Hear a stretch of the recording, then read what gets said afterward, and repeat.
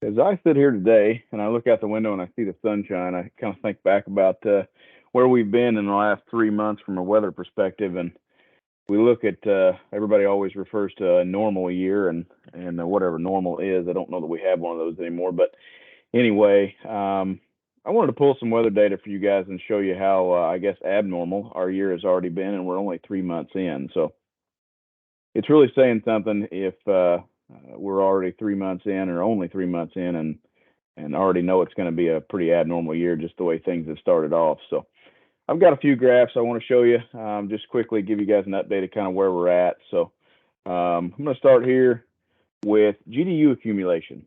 So this data is pulled out of Louisville. So this is GDU accumulation since January 1. All right. So in the green line, you have what we have seen in 2023, and in the brown line, excuse me, you have got the normal, quote unquote normal. Okay. So as you can tell, we are still, even to this day, right? So this is current up till March 28th, so yesterday. You can see that we're still above normal, but back in basically the month of February, we accumulated GDUs at a record pace.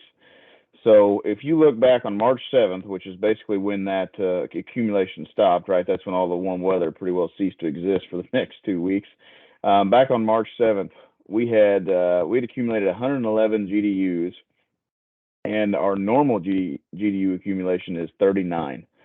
So we were almost 3 times higher than normal back on March 7th. Now, then we entered a period that would be very much abnormal as well, where we accumulated no GDUs for basically a 2 week span there from about the March 7th time frame to March 20th, 21st. Now we got back on the bandwagon a little bit there towards the end of last week. We started to get some GDU accumulation there, but this week it's going to drop back off a little bit, and so we're going to continue to get closer to normal this week, but we are still ahead of normal. So as you look at this, I think the math comes out to about 100 and it's 140% of normal, basically, right? So normally we would have about 101 GDUs at this point, and we still have 142. So we're still above normal, but not nearly as far ahead of schedule as we were back at the beginning of March. So I know I talked to a few people about insect pressure and things like that, and everything seems to be a little ahead of normal, and this is why, right? So GDU accumulation really drives some of that, the appearance of different insects, as well as, if you deal with honeybees, I know I talked to Andy Newell, one of our FSRs around the Terre Haute, Indiana area, and he's saying that the bees are ahead of schedule as well, and this is a big part of what's driving some of that. So shifting gears here, so from the beginning of the year until now, from a precipitation standpoint. So again, green is what we've seen in 2023, and brown is normal. Okay, so certainly jumped out ahead of schedule there in the January timeframe. We got out with a pretty good sized rainfall event in the beginning of January, and then we've seen several there in the middle of February and at the end of February that continued to push us above normal. And so you see on March 28th, we sit at about 4.5, not quite 4.5 inches above normal, which, 4.5 inches of rain doesn't sound like a whole lot until you put it in perspective and you realize, hey, that's just in the 3 months that we've been in 2023, we've accumulated 37% more rainfall than normal. So 37% is a pretty big number. So we are ahead of schedule on GDUs and ahead of schedule on rainfall so far. Here's I'm going to show you a couple graphs that look busy at first, and I recognize they definitely appear busy, but this is 4-inch soil temperature data. Okay, this data comes from the SciPac Purdue Ag Center, so it's basically about smack central in the southern Indiana geography.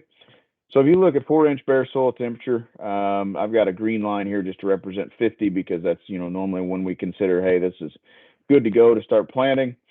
And I really want you to focus on this area right here. So we had a lot of days where that 4-inch soil temperature was above 50 degrees in February, and that is extremely abnormal. So you can see there's probably 2 to 3 weeks worth of days here that are above 50 degrees where we would have considered it from a temperature perspective fit for planting corn and soybeans. Now, this is at 4 inches. So if you were to think think about it at a 2-inch depth where we would typically plant, most of these numbers are going to peak even higher because they're closer to the soil surface. They get the temperature impact from the sun is going to be that much greater, right? So you can see those numbers would be even higher at the 2-inch level. And then we entered that same period where we accumulated no GDUs. Soil temperatures dropped way back off. We saw them start to climb back up there at the end of last week, and then now this week it started to drop back off as I'm still looking out and seeing some of the frost burn off. So this is the same data, except instead of bare soil temp or a bare soil, this is a grass covered soil temperature. And if you notice, the highs weren't quite as high, but the lows weren't quite as low either. So even in a cover crop situation, we were getting some days back in February where we were above 50 degrees on average for a soil temperature at 4 inches deep. Now you see again a big slide off here, and we're starting to come back there at the end of last week, and now we're starting to fall back off again. So the other thing I want to mention is just from a no-till cover crop perspective versus a bare soil temperature number. So on the top, you've got bare soil. So this is be like conventional tillage, right? And then on the bottom, we've got what would basically be a cover crop, cereal rye, some type of grass cover. And the thing I wanted to point out here is I've heard people debate about whether or not, cover crops, what kind of impact they have on soil temperature and things like that. And here's the biggest takeaway is you can assume that a cover cropped field will be a little bit behind that of a bare soil temperature or a bare soil conventional till field. But you'll also notice that the highs and the lows are not nearly as far apart. So you see some pretty big swings here in this conventional till setting, whereas down here in this no-till setting, you see the average and the highs and lows track a lot closer together because you don't have those big swings. The cover crops tend to kind of buffer any of those big swings, high or low, right? So you see some temperatures down here getting all the way to 35 back in February, whereas usually they only get down to about 40 in a cover crop situation. So it does buffer the soil temperature in both directions. So conventional till will warm up faster, but it will also cool down faster, and vice versa for no-till cover crop situations. The last thing I want to leave you with is this is an outlook from the middle of March. So we're a couple weeks into this outlook from the National Weather Association, or NOAA. And, so far, in my personal opinion, they're missing this by about a mile. Now, hopefully that changes here in the next couple of weeks as we get into April. But they were saying back in the middle of March, the monthly temperature outlook looked above normal for our geography here, southern Indiana, Kentucky. Certainly have yet to see that. So hoping that changes here once we hit April and we get some more favorable opportunities to get in the field. And then from a precipitation standpoint, I would guess that this probably should fall down a little bit lower because we've had some absolute monsoons there at the end of last week. I know a lot of people got 3 to 5 inches in most of southern Indiana and Kentucky. Not everybody, but certainly some folks did. So far, they've been a little off on this one as well. Hopefully we get back into a more normal rainfall pattern, although I think here by the end of the week on Friday, it looks like more rains. So anyway, that's I just wanted to come bring a little bit of a weather update for you. So hopefully that was interesting to you as we continue to wait for some better weather to get in the field. So anyway, yep. See ya.